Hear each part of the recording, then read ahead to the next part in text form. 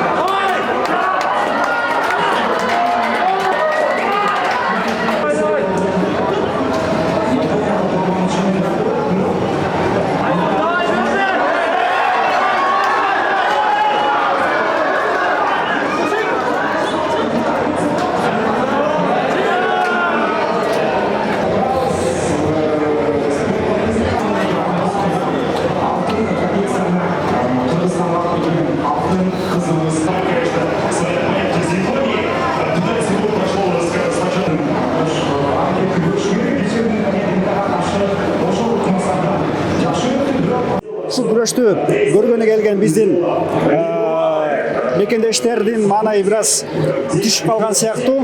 Чындыгында биз алтын күткөнбүз. Тилекке каршы сөзсүз түрдө кийинки Олимпиадада сөзсүз түрдө алтын болот деген ишеничтебиз. Алтын күттүңүз беле? Ооба. Алтын күткөнбүз да. Кандай күрөштү? Жакшы, молодец, Айсулуу. Күмүш деле жаман эмес. Для Кыргызстана 3 медали это что-то. Удачи желаем. Настроение түшүп калган жокпу? Түштү кичине. Надеялись на золото, конечно. Но ничего страшного. Это тоже хорошо. Это тоже успех.